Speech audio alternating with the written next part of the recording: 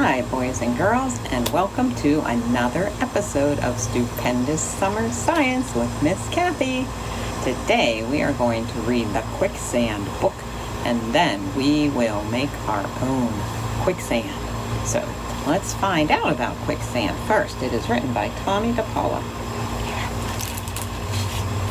And there we have the boy swinging. Let me get that moved in here. Swinging through the jungle.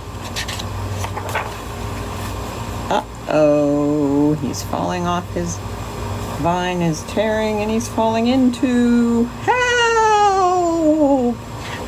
The quicksand. Dun dun dun. Oh, I guess that was the girl. Hello, jungle girl. My goodness, you look very unhappy. Is it because you have fallen into quicksand? Well, don't worry. It just so happens that I know a lot about quicksand. So look and listen carefully. It will be very interesting, and you might learn something. He's carrying all the good boards. First of all, quicksand is not a special kind of sand. It is plain sand. But when water is forced upward through the sand, the grains are pushed apart and the sand swells. When this happens, the sand is no longer firm and cannot support heavy weight. That is why you are sinking. If the water stops or drains, the quicksand becomes plain sand again. 1. No water, plain sand. 2. Water coming up through the sand. 3. Water and sand mixed, quicksand. 4. No water, coming up sand settles. So no water's coming up to the top, so the sand settles to the bottom, and you have normal sand again. It's pulling me down. No, that's not true. Quicksand does not pull you down. That's movie stuff. Instead, the weight of your body is making you sink. And if you struggle, you will sink faster. So, stay calm. You see, when you struggle, you push more quicksand out of the way and sink faster. I've noticed that most people, if they stay calm, only sink up to their necks. If you had fallen on your back, you could have floated on top of it, the same way you can float on the Great Salt Lake or the Dead Sea, but it's a little late for that now. It's easier to sink in plain water, but water with lots of salt in it is easier to float in because the salt is holding things up. Or water with lots of sand in it would be the same thing. Do you know where quicksand can be found? No? Well, I'll tell you. The most common form of quicksand is found along the shores and in the beds of slow rivers and streams that have underground springs, just like where you are. Quicksand will form along shores or underwater near a bank. Here's the water, and there's a layer of quicksand there, and there are springs coming up underneath it. Quicksand will sometimes form in midstream. The sun bakes a thin crust on the sand. There's a rock, and there's springs coming up underneath it, and there's water. There is a thin crust here, too. Rock, quicksand, and a spring. Because quicksand can form in a riverbed that even looks dry.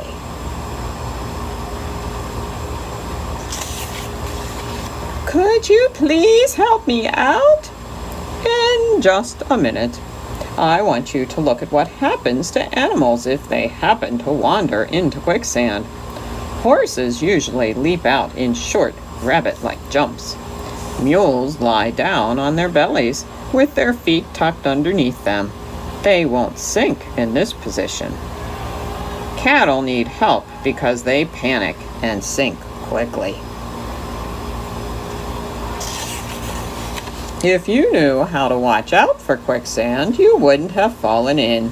You should have carried a long stick or pole to test the sand first. The quicksand would have rolled like waves if you had done this. But the vine I was swinging on broke. Jungle Boy, I'm up to my shoulders. Help me out. If you had been carrying a stick or a pole, you could have gotten out like this. Read the chart carefully. These facts are very helpful if you are alone and if you have a stick with you. 1. Call for help. 2. Fall on your back. 3. Put stick under shoulders with arms out to side. 4. Push stick to hips. 5. Slowly pull legs out one at a time. 6. Don't tire yourself out. Take rests in between moves. 7. Use the stick to keep floating on quicksand. 8. Roll a little at a time to solid ground. 9. Rest.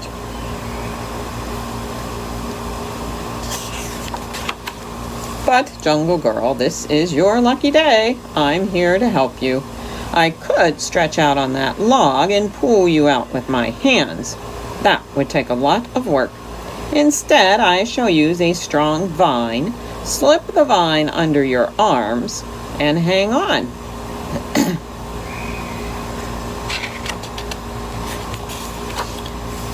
Oh, Jungle Boy, thank you, thank you. You're welcome. Next time, don't be so careless and watch where you're going.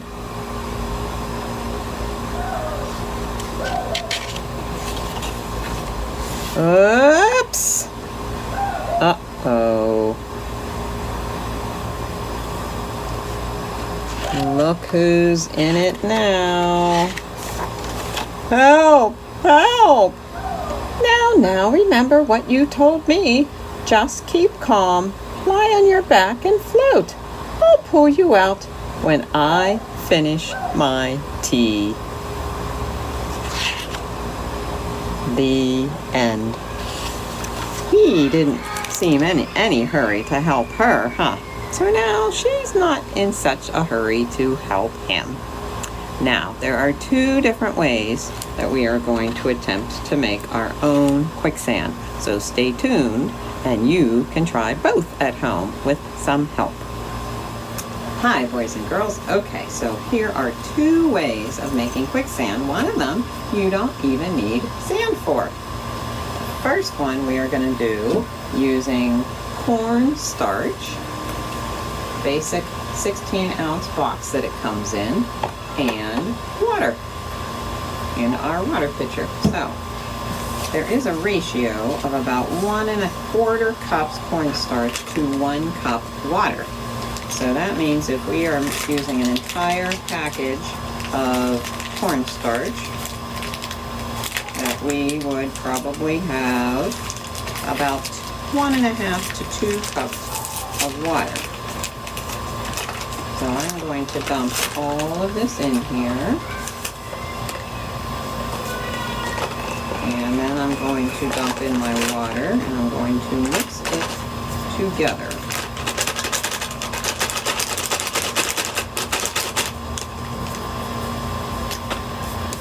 Okay, so I'm going to start off with 1 1/2 cups and see if that does what it's supposed to do.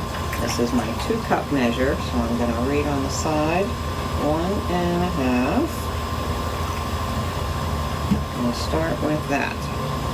So I am pouring it into the bowl and going to stir it up, and once I get it stirred up, I will show you as I am stirring if I can. You can see I'm stirring this in the bowl. I have to put the bowl down to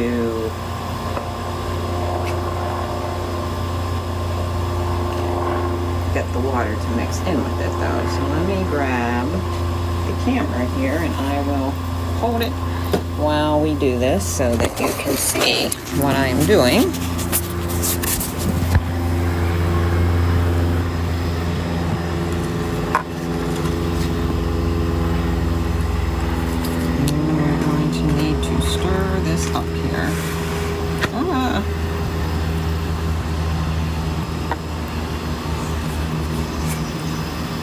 Okay, maybe we'll do this a different way. Hold on. Okay, so I had to get someone to film this so you can see what's going on. So I have mixed my water and cornstarch, and I'm stirring it together. It gets, I think we're going to need more water because it is very, very thick. That's what cornstarch is supposed to do. You can use it to make slime. This is not supposed to be a slime consistency though. It says 1.5 to 2 cups of water. We added 1.5, so we're going to add at most another half. But it just seems to me that this is not all the way quicksand-like and more slimy-like right now. So let's see if there's any difference if we add a little more water. It is very interesting material here.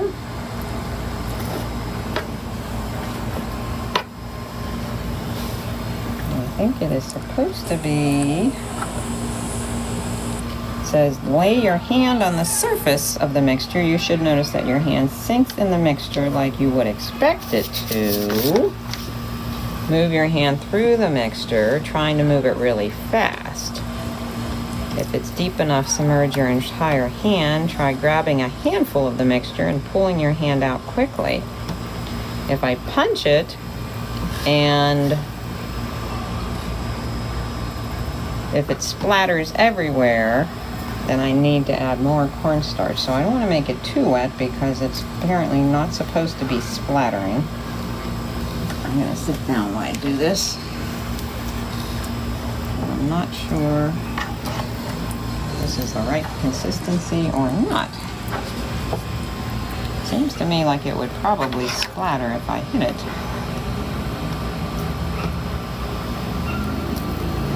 As opposed to, or does it stay put in the bowl? Those are your two choices. Stay put or splatter. So let's see here. It is not sand-like, that is for sure. The next one we do is going to use real sand and water.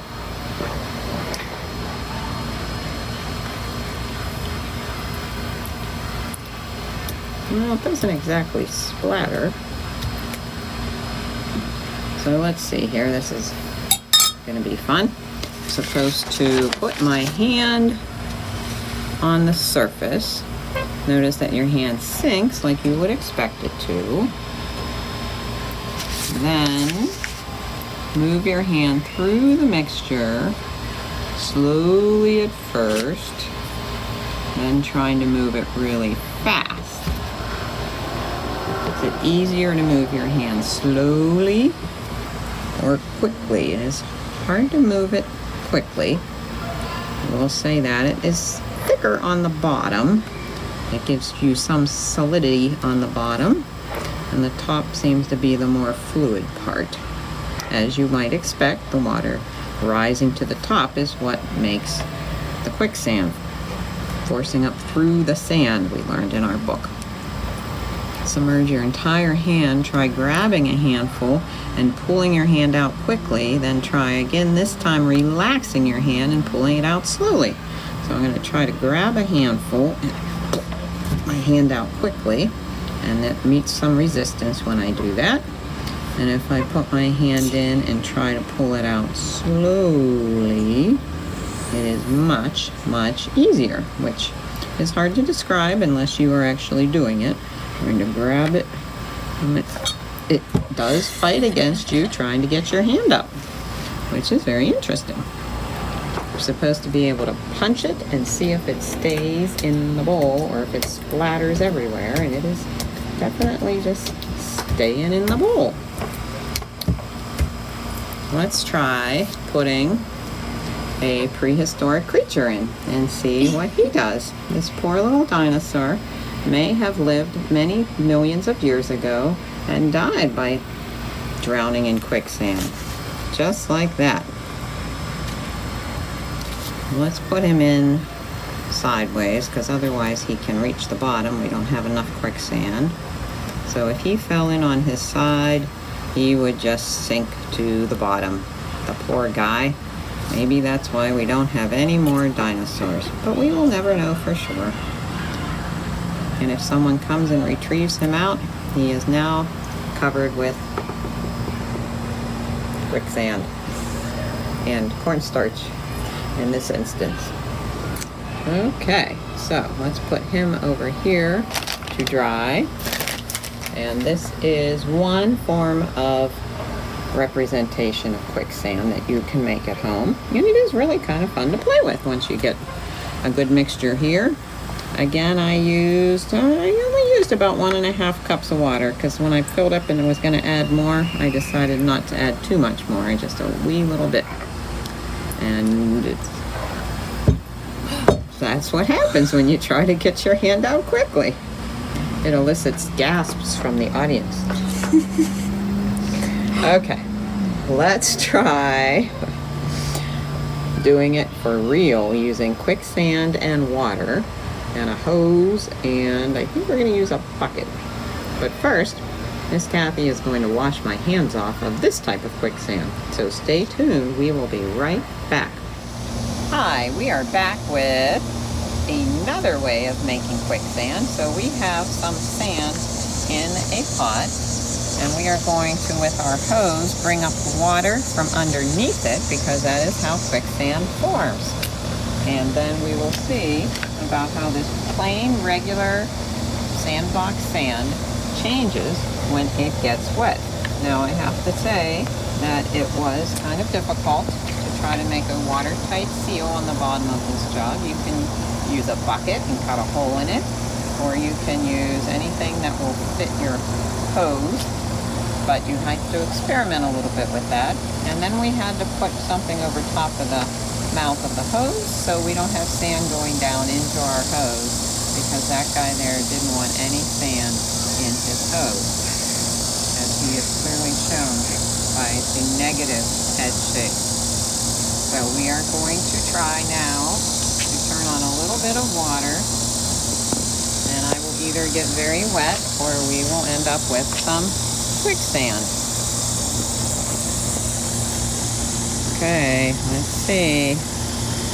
We'll be coming up here. A little bit of, oh, I see it coming up the sides of the container. Oh, this is working like a charm. Look at that. Now it's, okay, how about we turn it off? I'm not sure how much water we were supposed to add. That might have been a little too much, and we might need to take some out or add some more sand. It often looks like regular sand when you are walking in the jungles, from my personal experience, but then you step on it, that's probably enough, and you find out that it is not regular sand, it is quicksand. And when you place a heavy object on it, it will not sink all the way. The object will stay put, but it is, well, now maybe we do need a little more water. It is hard to get the exact right consistency. Okay, that should be good. Let's see if he is going to sink down in now. Stir that in a little bit there.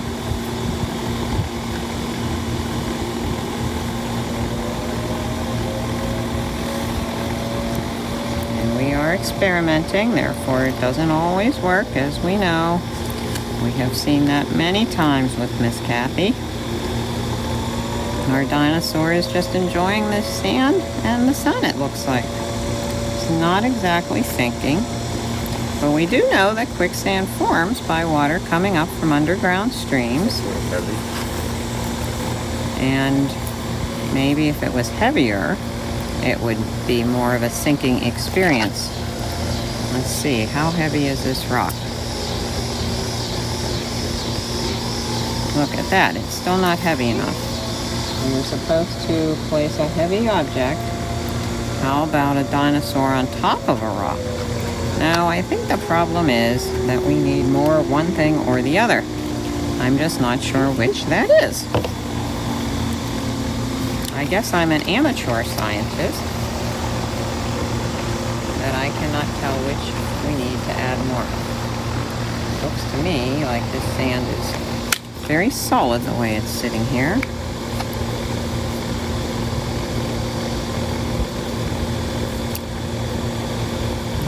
How about we add a little bit more water just to see what happens now that this has all sunk down. Okay, that's good.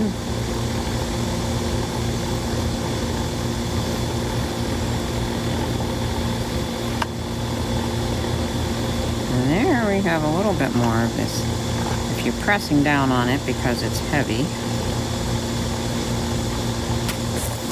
I can see that it is sinking into the sand. Look at that sinking. Pretty soon you won't be able to see it at all.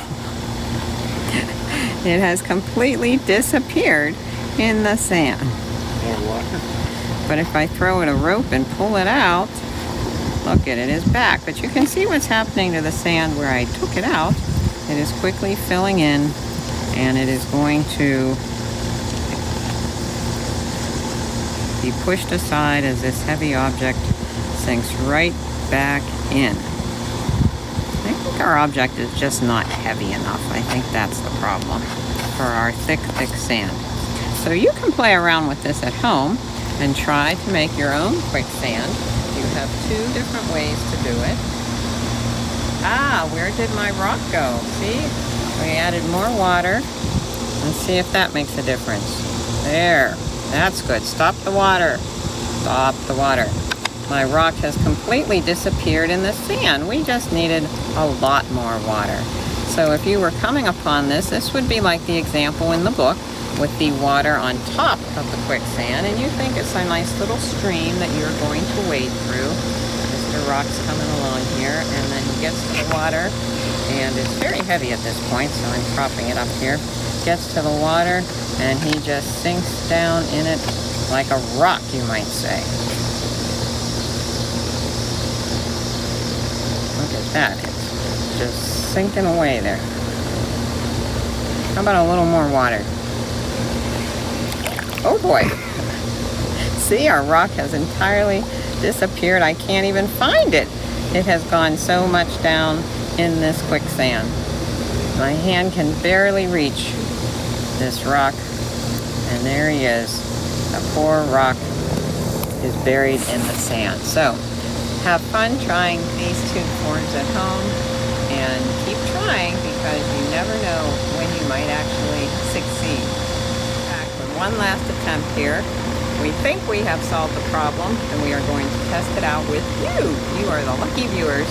We think the water needs to be continually streaming gently underneath, and that swirling effect is what sucks things or lets them sink. We learned it doesn't really suck them down. Their movement is what sucks them down in weight. So we're going to put our rock here, and if we keep the water going at a slow rate, we'll see. I'm still not sure this rock is heavy enough to really do it, but we will try it and see. And my husband is going to turn on the water here, and if we just keep it running at a slow pace, we're going to see that, look at that, it's starting to sink down into the sand so that we cannot even see that rock anymore. And even if you see through the water, you can see the rock is barely visible through the water. It has completely disappeared. So long, rock. We need a funeral for the rock.